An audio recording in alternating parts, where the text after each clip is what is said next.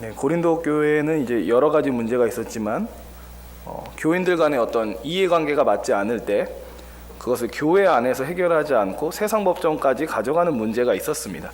그러니까 교회 안에서 터진 문제를, 그러니까 교인들끼리의 문제를 스스로 조율하지 못하고 세상 법정에 소송하는 문제가 있었습니다. 그래서 바울은 이에 대해서 말하기를 성도들끼리의 그 분쟁을 세상 법정에 가져가는 것 자체가 이미 승자 없는 패배라고 얘기를 했습니다. 그래서 왜 그러냐면 교인들 사이의 다툼을 지켜보는 세상 사람들이 교회와 하나님을 멸시하고 조롱할 것이 너무 분명하기 때문에 그렇습니다. 그들 앞에서 교인들끼리 다투는 모습, 사랑하지는 못할 망정 서로의 이권을 위해서 싸우는 모습을 보여주는 것 자체가 하나님과 교회의 영광을 가리는 것이다 라는 그런 얘기를 했습니다. 그래서 바울이 7절에서 권면하기를 그럴 바에는 차라리 불의를 당하고 그럴 바에는 차라리 속아라. 그러니까 세상 법정에서 일일이 자기의 이익과 권리를 되찾으려고 애쓰지 말고 그냥 그거를 포기해라. 그게 훨씬 더 낫다. 왜냐하면 개인의 이익과 권리보다 하나님의 영광이 더 높은 가치를 갖고 있기 때문에 그것을 위해서라면 자기 스스로를 부인할 줄 알아야 된다라는 얘기를 한 겁니다. 되게 어려운 것이지만 바울은 그것을 이제 해결책으로 제시를 합니다. 하지만 안타깝게도 고린도 교인들이 그렇게 성숙한 모습을 보여주지는 못했던 것 같습니다. 개인의 이익을 포기하고 개인의 권리를 포기하고 내가 교회의 영광을 위해 나를 가리리라 이런 것까지 가지 못했던 것 같습니다. 왜냐하면 8절에서 바울이 이렇게 말하기 때문입니다. 너희는 불의를 행하고 속이는구나. 그는 너희 형제로다. 이 8절 앞에 생략된 말이 하나 있는데요. 그러나라는 말이 이제 생략되어 있습니다. 그러니까 원문 성경에는 이 앞에 그러나가 붙어 있습니다. 그러니까 바울이 전하는 말의 흐름이 7절부터 이렇습니다. 세상 법정의 송사에서 개인의 이익과 권리를 되찾으려고 애쓸 바에는 차라리 불의를 당하고 속는 것이 낫습니다 라고 얘기를 한 다음에 그러나 여러분은 불의를 행하고 속이고 있습니다. 그러니까 차라리 불의를 당하고 속임을 당해라. 그게 낫다라고 얘기를 했지만 사실 고린도 교인들은 그러기는커녕 오히려 불의를 행하고 다른 사람을 속이고 있었다라는 겁니다. 그래서 바울이 8절 후반절에서 얘기하기를 당신이 불의를 행하고 속이고 있는 그 대상은 바로 주 안에서 여러분과 형제된 자들입니다 라는 얘기를 합니다. 그러니까 하나님과 교회의 영광을 지키고 형제 사랑을 실천하기 위해서 불의를 당하고 속임을 당해도 모자랄 판에 오히려 그들이 주 안에서 형제된 자들에게 불의를 행하고 속임을 행하고 있었습니다. 그러니까 자기를 부인하지는 못할 망정 조금의 손해도 당하기 싫어서 주 안에서 형제된 자들을 이제 물어뜯고 있었습니다. 그래서 바울이 이 부분에 대해서 엄하게 책망을 하죠. 그는 너희의 형제로다. 다른 사람이 아니라 지금 여러분이 물고 뜯고 있는 그 사람은 같은 주 예수 그리스도 안에서 형제된 사람입니다 라고 그들을 이제 책망합니다. 그리고 같이 주 안에서 형제된 자들에게 불의를 행하고 속임을 행하는 게 얼마나 사악한 일인지 알려주기 위해서 바울이 9절 초반에 이렇게 무서운 얘기를 합니다. 어떤 얘기를 하냐면 불의한 자가 하나님의 나라를 유업으로 받지 못할 줄을 알지 못하느냐.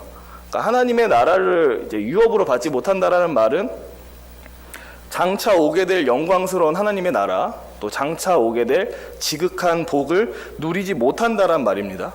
바꿔서 얘기하면은 불의한 자는 천국에 참여할 수 없는 자다. 더 쉽게 얘기하면 불의한 자는 천국에 가지 못한다는 얘기입니다.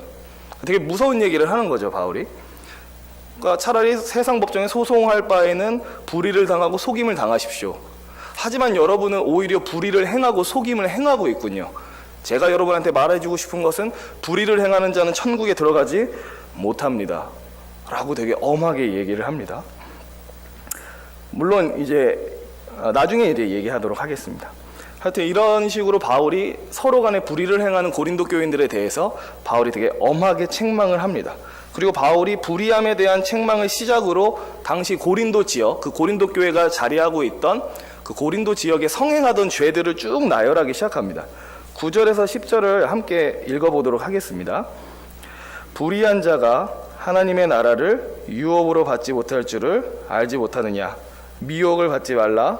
음행하는 자나 우상 숭배하는 자나 간음하는 자나 탐색하는 자나 남색하는 자나 도적이나 탐욕을 부리는 자나 술 취하는 자나 모욕하는 자나 속여 빼앗는 자들은 하나님의 나라를 유업으로 받지 못하리라. 고대 로마를 연구한 학자들에 따르면 이제 잠시 고린도 그 지역의 특징에 대한 얘기를 잠시 해드리겠습니다.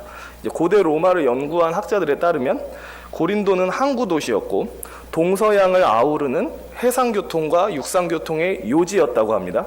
그러다 보니까 그 고린도 지역은 자연스럽게 경제적 번영을 누렸을 뿐만 아니라 그 고린도라는 도시가 있던 그 지역 아가야라고 하는 지방에서 수도로서 큰 정치력을 발휘하고 있었다고 합니다. 그리고 그 고린도에 사는 시민들은 자기가 살고 있는 도시가 갖고 있는 어떤 정치력과 경제력 그리고 우월한 지식에 큰 자부심을 느끼고 살았다고 합니다. 근데 문제가 있었습니다. 고린도가 워낙 넘치는 풍요를 누리고 살았던 곳이기 때문에 그 넘치는 풍요와 함께 지극한 문란함이 같이 따라왔던 그런 도시였습니다. 그들의 문란함, 그러니까 그 고린도 지역에 사는 사람들의 문란함이 어찌나 컸던지 술에 취해 방탕한 삶을 사는 사람을 가리켜서 고린도 사람처럼 사는 사람이라는 말이 나올 정도로 이제 고린도 사람들은 되게 좀 방탕하고 문란한 삶을 살았다는 것을 이제 유추해 볼 수 있습니다. 고린도의 이러한 사회 윤리적 부패는 단순히 고린도가 항구 도시였고 부요했고 사회적으로 그랬기 때문이다 이것뿐만 아니라 종교에 기인한 것도 있었습니다. 고린도에는 적어도 12개가 넘는 신전이 있었다고 합니다. 신전. 근데 이 신전이 있었다는 게 뭐가 문제가 되냐면 당시 고대 사람들이 그들이 섬기는 신한테 드리던 예배 활동에는 신전을 섬기고 있는 신전의 창기와 성관계를 맺는 게 예배의 순서에 들어 있습니다. 그러니까 그냥 가서 자기가 섬기는 신한테 제물을 바치고 돌아오고 끝이 아니라는 거죠. 제물을 바치고 그 신전을 섬기고 있는 여자 사제, 여자 창기와 성관계를 맺어야 그 모든 예배 의식이 끝나는 겁니다. 근데 당시 그 12개가 넘는 신전 중에 대표적으로 아프로디테라고 하는 신을 섬기는 신전이 있었다고 합니다. 근데 그 신전엔 성전 여사제, 그러니까 여자 창기가 1000명이 넘게 있었다고 합니다. 그러니까 일단 신전의 규모가 엄청나게 컸다는 것이고 최소 1000명의 여자 사제가 있었다는 것은 더 이상 문란함을 설명할 수 없을 정도의 문란함이 그 안에 있었다는 겁니다.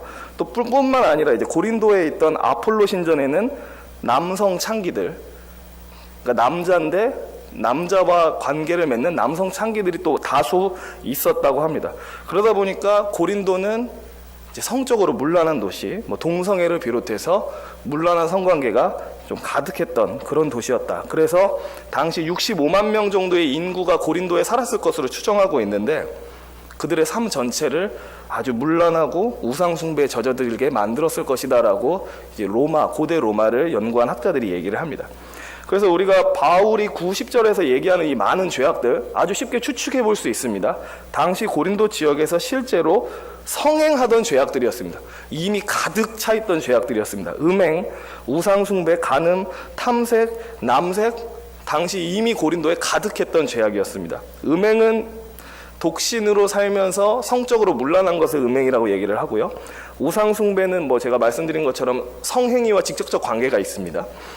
간음은 기혼자가 혼외에 성관계를 맺는 것을 말하고 탐색과 남색은 둘 다 동성애를 가리키는 말인데 탐색은 동성애에 있어서 여자의 역할을 하는 사람, 남색은 동성애에 있어서 남자의 역할을 하는 사람을 말합니다. 그러니까 다 동성애와 관련된 말입니다. 뿐만 아니라 고린도에는 도둑질, 탐욕, 술 취함, 남을 뒤에서 비방하는 행위, 남의 것을 갈취하는 행위 이런 것들이 가득했습니다. 그리고 유추해 볼 수 있는 것은 고린도에 이러한 악이 가득했지만 당시 고린도에 있던 재판관들이 그러한 악에 대해서 특별히 큰 제재를 가하거나 정죄하거나 이러지 않고 오히려 묵인하고 눈 감아주기 일쑤였던 것 같습니다.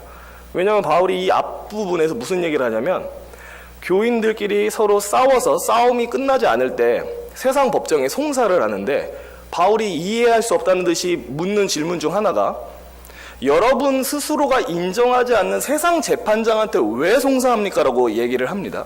여러분조차도 인정하지 않는 그 세상 재판장한테 왜 여러분의 문제를 맡깁니까?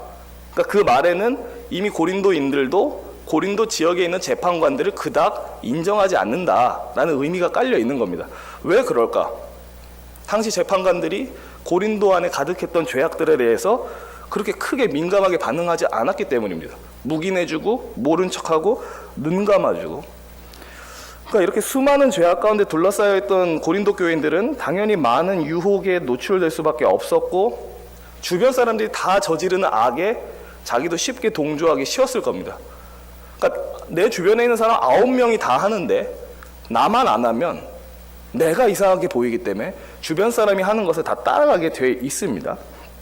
그러니까 이런 죄악들을 일상적으로 저지르는 사람들이 주변에 너무 많다 보니까 사실 고린도 교인들은 어떤 그런 공격에 되게 쉽게 노출되어 있었던 겁니다.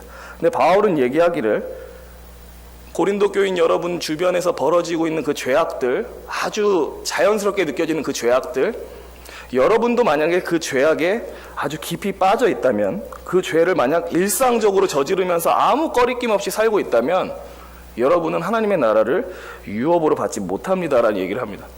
만약에 여러분 도시에 관영하고 있는 그 죄악들에 여러분이 아주 자연스럽게 참여하고 조금의 거리낌도 없고 일상적으로 그렇게 살아간다면 여러분은 천국과 상관이 없는 사람입니다라는 얘기를 합니다. 그러니까 바울이 일단 이 얘기는 아닙니다. 무슨 얘기는 아니냐면, 그 도시에서 저질러지고 있는 죄를 단 한 번이라도 저지르면 하나님의 나라 못 들어간다, 그 얘기를 하는 건 아닙니다. 죄를 저질렀더라도 회개와 돌이킴이 있어야 되는데 그게 없이 계속 일상적으로 변함도 없이 죄악에 빠져 사는 삶을 멈추지 않는다면 그 사람 스스로가 자기는 가짜라는 것을 드러낸다라는 거죠. 그런 얘기를 하고 있는 겁니다. 마지막으로 11절에서 바울이 얘기를 합니다. 너희 중에 이와 같은 자들이 있더니 주 예수 그리스도의 이름과 우리 하나님의 성령 안에서 씻음과 거룩함과 의롭다 하심을 받았느니라. 그러니까 사실 고린도 교인들도 예수 믿기 전에는 그 고린도 지역에 사는 사람들이랑 똑같이 살았던 사람들입니다. 바울이 지금 쭉 나열했던 죄악들, 고린도 교인들도 과거에는 똑같이 했던 겁니다. 아무 거리낌 없이, 아무 불편함 없이. 왜? 모두가 다 그렇게 사니까. 똑같이 음란하고 우상숭배, 속이는 것, 빼앗는 것 그냥 자연스럽게 하고 그렇게 살았었습니다. 하지만 바울은 얘기하기를, 너희 중에 이와 같은 자들이 있었지만, 너희가 과거에는 그랬지만 지금은 다르다라는 얘기를 합니다. 주 예수 그리스도의 이름과 우리 하나님의 성령 안에서 씻음과 거룩함과 의롭다함을 너희가 받았느니라 라는 얘기를 합니다. 그러니까 이 얘기를 굳이 쓰는 것은 아주 쉽게 유추해 볼 수 있습니다. 고린도 지역에 사는 사람들이 다 문란하고 음란하고 하나님 보시기에 악하게 살지라도 고린도 교인 여러분들만은 그렇게 살아선 안 됩니다라는 얘기를 하는 겁니다. 예수께서 여러분을 구원하시고 성령께서 여러분을 씻으시고 의롭다함과 거룩함을 여러분에게 허락하셨는데 고린도 지역에 사는 사람들과 똑같은 모습으로 사는 것이 가당치 않다라는 얘기를 지금 하고 싶은 겁니다. 분명 우리가 믿는 구원, 우리의 구원은, 그러니까 우리가 받는 구원은 행위로 받는 구원은 아닙니다. 믿음으로 받는 구원입니다. 하지만 다 아시다시피 진정한 구원은 그 사람의 행위를 바꿉니다. 오직 믿음으로 구원받는 게 확실한데, 오직 믿음으로 구원을 받았다면 그 사람의 행위가 바뀌게 돼 있습니다. 제가 예전에도 살짝 말씀드린 적이 있는데, 기독교가 주는 구원은 원래 지옥 가야 되는데 천국으로 옮겨주셨다. 이것도 맞습니다. 이것도 기독교가 말하는 구원입니다. 하지만 좀 더 얘기하자면 기독교가 말하는 구원은 죄와 죄의 지배로부터의 구원이라고 얘기를 했습니다. 그러니까 더 이상 죄가 나를 지배하지 못하도록, 나를 주장하지 못하도록 만들어주는 게 기독교의 구원이라는 겁니다. 그래서 참되게 구원받은 자는 예전처럼 죄의 지배 아래에 살 수 없습니다. 왜냐하면 하나님이 나를 지옥에서 천국으로 옮겨주셨을 뿐만 아니라 죄의 지배에서도 나를 풀어주셨기 때문에 그렇습니다. 그래서 예수를 믿고 정말로 구원받은 사람은 똑같이 살 수가 없습니다. 행위가 바뀌게 돼 있다는 겁니다. 특별히 성령 하나님이 역사하셔서 죽은 영혼이 살아나고 새로워진 사람들은 새로운 마음을 갖게 됩니다. 새로운 마음의 기울어짐을 갖게 됩니다. 어떤 성향을 갖게 됩니다. 예전에는 죄를 짓는 쪽으로 이제 마음이 기울어져 살았다면 성령님이 역사하신 사람은 이제 그 마음이 하나님의 뜻을 쫓는 쪽으로 기울어지게 돼 있습니다. 그러니까 본능적으로 과거의 삶이 싫어진다는 거죠. 내가 더 이상 옛날처럼 살아서는 안 되겠다. 내가 왜 옛날에는 이게 하나님이 미워하는 건지 모르고 살았을까? 이제는 하나님의 뜻을 쫓아야지 하는 식으로 자연스럽게 변화된다라는 겁니다. 그래서 모두가 아시는 바 참되게 구원받은 자는 필연적으로 행위의 변화가 나타납니다. 그래서 이 외적 행위의 변화가 곧 그 사람이 가진 신앙이 참되다라는 것을 증명해 줍니다. 그러니까 외적 행위가 안 바뀌면 그 사람이 참된 신앙을 갖고 있다라는 게 증명될 방법이 없다라는 거죠. 그래서 누군가에게 만약에 이런 행위의 변화가 없다면 구원을 받았다라고 스스로 생각하지만 죄악에 제약된 삶을 멈추지 않고 있다면, 거기서 빠져나올 필요를 전혀 못 느끼고 있다면 사실 그 사람은 천국을 유업으로 받은 사람이라고 말하기가 굉장히 어려워집니다. 말씀을 마치겠습니다. 오늘 바울이 나열하고 있는 죄악들, 불의, 음행, 우상숭배, 간음, 탐색, 남색, 도적질, 탐욕, 술취함, 험담, 속여 빼앗는 것, 저나 이 자리에 계신 성도님들이나 항상 경계해야 될 죄악들입니다. 이러한 죄악들을 실제로 행위로 하는 것뿐만 아니라 사실 마음속으로 상상하는 것조차도 경계할 필요가 있습니다. 2000년 전 고린도 그 지역에서 성행했던 죄는 사실 지금 이 나라, 우리가 살고 있는 이 서울에도 여전히 성행하고 있습니다. 시대가 지나도 사람이 죄인이라는 이 본성이 변하지 않기 때문에 똑같은 죄는 여전히 저질러지고 있습니다. 특별히 오늘 말씀을 생각하면서 드리고 싶은 말은, 주변에 여기서 나열된 죄악들을 아주 가볍게 여기는 사람들이 많더라도, 그냥 이러한 죄악들을 아주 쉽게 저지르는 사람들이 많더라도 그게 마치 정상인 것처럼 말하더라도 거기에 동조하지 마시기 바랍니다. 심지어 교인들이 이러한 죄악들을 가볍게 여기고 쉽게 저지른다고 해도 거기에 동조하지 마시길 바랍니다. 그러니까 이런 태도를 경계해야 됩니다. 남들도 다 하는데 어때서? 기독교인들은 이거 되게 조심해야 됩니다. 남들도 다 하는데 어때서? 이거 조심해야 되고요. 또 뭘 조심해야 되냐면, 야, 교회 사람들도 다 하던데 어때서? 이것도 조심하셔야 됩니다. 남들 다 하는데 어때서 조심하셔야 되고요. 야, 내가 아는 아무개 집사님 어떤 분들도 다 하더라. 이것도 조심해야 됩니다. 그러니까 주변 사람과 나를 비교하면서 거룩함을 추구하시면 안 됩니다. 내가 그래도 저 사람들처럼 비슷하게 살고 있는데 그럼 괜찮은 거 아니야? 안 됩니다. 주변 사람과 나를 비교하면서 거룩함을 추구하는 것은 문제에 빠질 수 있습니다. 주변 사람들의 거룩함의 수준이 낮으면 나도 같이 낮아지는 겁니다. 그 사람들과 나를 비교하면서 신앙생활을 했으니까. 그럼 우리는 나를 어디다 비교하면서 신앙생활을 해야 됩니까? 성경이 요구하는 높은 기준의 나를 비교하면서 신앙생활을 해야 됩니다. 주변에 물론 좋은 신앙의 동료들이 있어서 그들과 서로 닮아가면서 커가는 것도 매우 중요하지만, 단순히 사람과 나를 비교하면서, 옆 사람과 나를 비교하면서 내가 얼마나 거룩한가, 내가 얼마나 성숙했는가를 봐서는 한계가 있습니다. 성경이 요구하는 높은 기준에다가 나를 계속 비교해 봐야 됩니다. 예수님이 우리에게 요구하신 높은 기준은 이것입니다. 하늘에 계신 너희 아버지의 온전하신과 같이 너희도 온전하라. 하나님처럼 온전해져라 라고 아주 높은 기준을 우리에게 제시해 주십니다. 단순히 옆 사람과 비교했을 때 그래도 내가 저 사람보다는 좀 나은 것 같아가 아니라, 하늘에 계신 하나님의 온전하심을 목표로 삼고 따라가라라고 굉장히 높은 기준을 우리한테 제시해 주십니다. 또 예수께서 하신 두렵고 떨린 말씀을 우리가 기억할 필요가 있습니다. 나더러 주여 주여 하는 자마다 다 천국에 들어갈 것이 아니요 다만 하늘에 계신 내 아버지의 뜻대로 행하는 자라야 들어가리라. 행위의 변화가 나의 구원을 증거합니다. 그래서 예수께서 얘기하십니다. 하나님의 뜻대로 살지 않는다면 나를 주여 주여 아무리 간곡히 불러도 구원은 너희와 상관이 없다라고 얘기를 합니다. 이 말은 행위 구원을 얘기하는 게 아닙니다. 구원받은 자가 반드시 달라진 행위를 보여준다라는 겁니다. 하나님은 우리를 부르시되 우리를 천국에 들어가게 하실 뿐만 아니라 우리를 거룩하게 하기 위해서 부르셨습니다. 항상 같이 기억해야 되는 겁니다. 우리를 천국에 들어가게 해주셨지 뿐만 아니라 하나님은 우리를 거룩하게 만들어가길 위해서 부르셨지, 이것을 항상 기억하셔야 됩니다. 그래서 저나 이 자리에 계신 성도님들 모두가 거룩함을 위해서 우리를 부르신 그 하나님의 뜻을 따라서 음란하고 패역한 세대 가운데서도 구별된 삶을 살기 위해서 애쓸 수 있었으면 좋겠습니다. 하늘에 계신 아버지의 뜻을 계속해서 따르기 위해서 부족하지만 계속 경주하는 저와 성도님들이 될 수 있었으면 좋겠습니다. 기도하겠습니다. 하나님 아버지, 우리가 주변 사람들이 다 괜찮다라고 말한다고 해서 우리도 괜찮다라고 생각하지 않게 하여 주시옵소서. 주변 사람들이 다 하는 거라고 해서 나도 그거 해도 되는구나라고 쉽게 생각하지 않게 하여 주옵소서. 우리가 범사의 성경을 통해서 우리를 가르치시는 하나님의 뜻을 따라서 무엇이 하나님이 기뻐하시는 뜻인지를 항상 알고 거기에 적극적으로 따를 수 있는 우리가 되게 하여 주옵소서. 주변 사람과 나를 비교하면서 나의 신앙을 살펴보는 것이 아니라 성경의 기준에 나를 비추어 보며 나의 신앙을 살펴보고 항상 주 안에서 두렵고 떨림으로 구원을 이루어가는 우리 모두 되게 하여 주시옵소서. 감사드립니다. 예수 그리스도의 이름으로 기도합니다. 아멘.